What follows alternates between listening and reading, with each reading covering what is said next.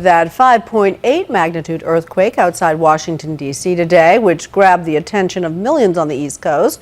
One indication, Twitter counted more than 5,500 tweets per second. So many people were on their cell phones that some service went out. The White House was evacuated and all the national monuments were closed for safety inspections. Late tonight, the National Park Service reported a crack was discovered in the top of the Washington Monument. Here's ABC's David Muir with the East Coast's unexpected case of the shakes. We were pulling into the train station in Washington, D.C. when the station suddenly began to wildly shake. Officers yelling to us and to everyone to get out. As passengers ran to safety, there were immediate fears here that this was something worse. The ground started shaking, people started screaming, running around. All of a sudden, everything just shook. A couple of things fell off the table, and then everybody scrambled to the exits. What we then realized was that millions of Americans had felt the same thing. It was 1:51 this afternoon. We had to clear from the front of the building. When that giant rumble sent fear through offices, train stations, entire cities. Our camera at the White House swaying. Helicopters hovering over Washington. The National Cathedral damaged, part of one of the pinnacles falling to the ground.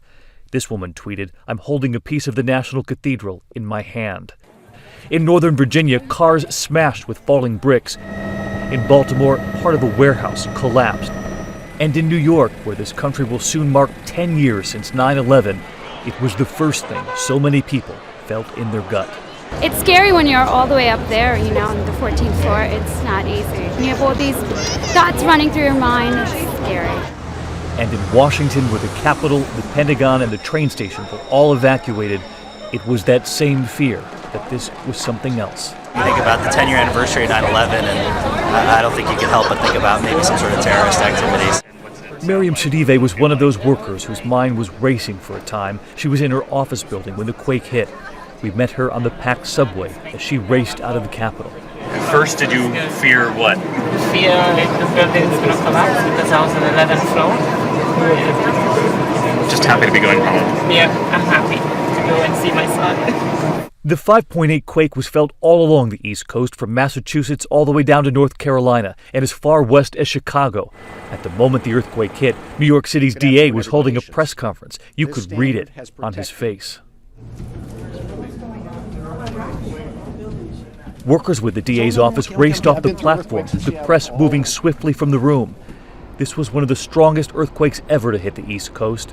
One of this magnitude, extraordinarily rare here. Even meteorologists were caught by surprise. Why is everything shaking? Look at the lights.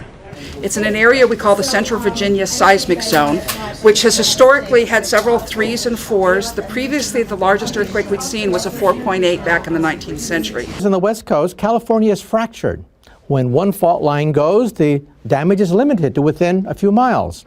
But the Northeast moves as one gigantic block, the North Atlantic Plate.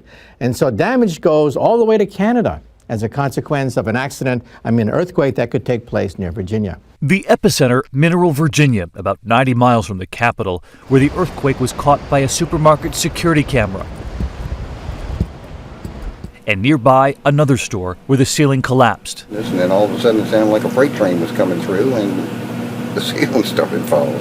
At the North Anna nuclear facility, just miles from the epicenter, 2 nuclear reactors automatically shut down, forced to use emergency reserve generators for power. The facility, built to withstand a quake 4 times as strong, but experts say this was still a wake-up call in a region not used to this. Here in the Northeast, they're not that frequent, 100 times less frequent. We have less data points. So in some sense, we are working in the dark. People here in the Northeast simply treat it as a joke, but we have to realize that things do happen. Tonight, so many families home and going to bed just hours after those frantic cell phone calls to loved ones, telling them we're all right. I'm fine, thank you so much. In those moments when so many feared far worse, grateful in the end that this was an earthquake instead. I'm David Muir for Nightline in Washington.